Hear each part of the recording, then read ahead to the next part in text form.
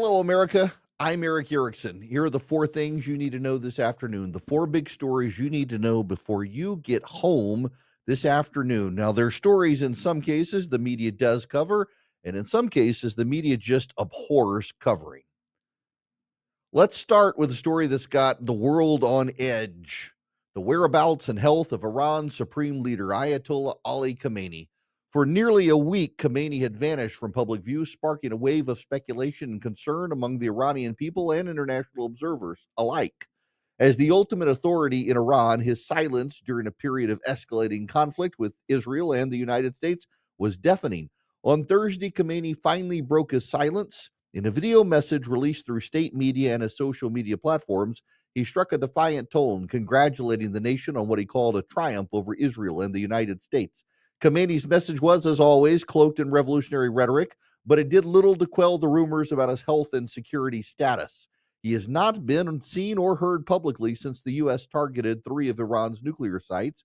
Iran retaliated by giving advance notice to and then striking an American base in Qatar, and then a ceasefire was reached between Iran and Israel just this Tuesday. Behind the scenes, reports indicate Khamenei had been taking refuge in a fortified bunker, avoiding electronic communications to thwart potential assassination attempts. He's even gone so far as to name three senior clerics as his potential successors, a move that underscores the gravity of the situation.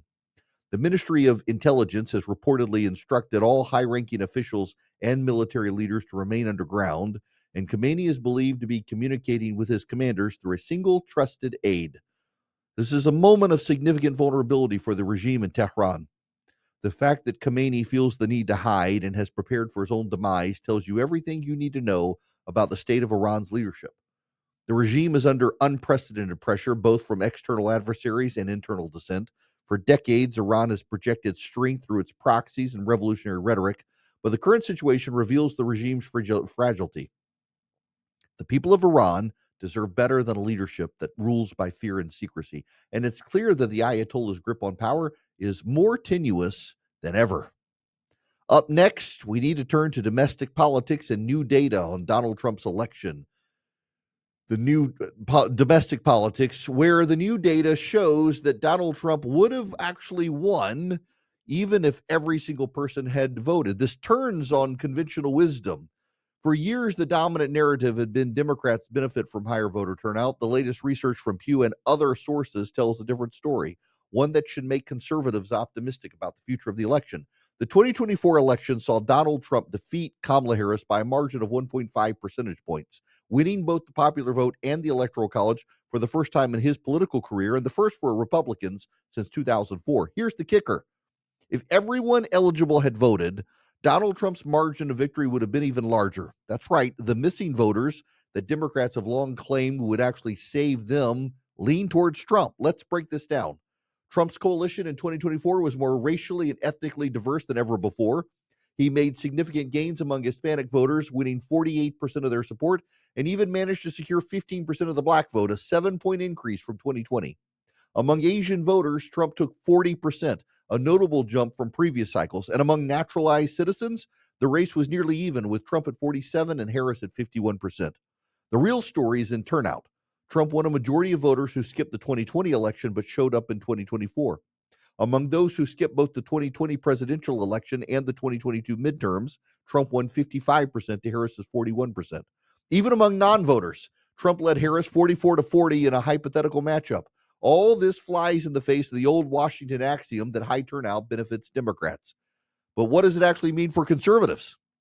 Well, it means the Republican Party is evolving. Trump's brand of conservative populism resonates with a broader, more diverse swath of the American electorate than ever before. The days of Democrats counting on a rising tide of new voters to push them across the finish line and into victory is probably at an end. The GOP is actually becoming a dominant force with the majority voters. But there's a caveat, too. While the GOP is making inroads with young, non-white, and working class voters, groups that were once solidly Democrat, they've actually got to turn out to vote. This is a wake-up call for both parties. For Democrats, it means they can no longer take their traditional base for granted. For Republicans, it's a sign that the party's message is reaching new audiences. The future belongs to the party that can best connect with the real concerns of everyday Americans. Right now, that's the GOP. But again, its voters have got to turn out to vote. Next, let's talk about a case that highlights the ongoing chaos in our immigration system, the saga of Kilmar, Abrego, Garcia. It's a story that should concern anyone who cares about due process and the rule of law.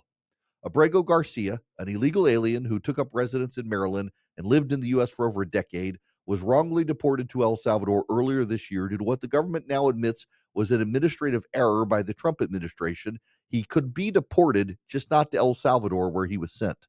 After spending more than 2 months in a notorious prison in El Salvador, he was returned to the U.S. to face federal charges of transporting undocumented migrants within the country. Now, this is where it gets messy. Last week, a federal magistrate judge ruled Abrego Garcia should not be detained while awaiting trial on charges of trafficking, citing a lack of evidence he poses a danger to the community or is a flight risk. Here's the catch. If he's released from criminal custody, he's likely to be immediately taken into custody by ICE and could face deportation again. That's right. The federal government signaling they intend to deport Abrego Garcia. The Justice Department has argued if Abrego Garcia is deported, it will irreparably harm their ability to prosecute him. But as one federal judge put it, that's a problem completely of the government's own making. The judge went further, noting the government's evidence against Abrego Garcia is largely based on testimony from unnamed co-conspirators, some of whom received benefits in exchange for their cooperation. No, this case is a mess. On one hand, we've got a man who was deported through an administrative error, is now caught in a bureaucratic nightmare. On the other hand, the government is struggling to balance law enforcement priorities with due process. The real issue here is the lack of clarity and consistency in our immigration system. When the government can't keep track of who it's deporting or why or where they're going or where they can't go, it undermines public trust and the rule of law. And that's a problem. Conservatives believe in fair and orderly immigration, one that respects due process and the rights of the accused. This case is a reminder we need to fix the system, not just double down on enforcement without accountability. As for Abrego Garcia, he is an illegal alien. He's not an American citizen. He was ordered deported, just not to El Salvador. The government screwed that up. They can make it right. And honestly, when you look at the evidence of the human trafficking case, it doesn't actually look like it adds up. Maybe just go on and deport him. Let's end with some good news on the home front and the manufacturing front, a rare bit of positive movement for American industry. According to recent reporting, GE Appliances is moving washing machine production from factories in China back to its plant in Kentucky. That's right. After years of watching jobs and production head overseas, we're seeing a major company begin manufacturing back in the heartland. Let's be clear here. This isn't just about corporate goodwill. The move comes as companies face increasing costs and risks in China, including rising labor expenses, ongoing trade tensions, and concerns about supply chain reliability.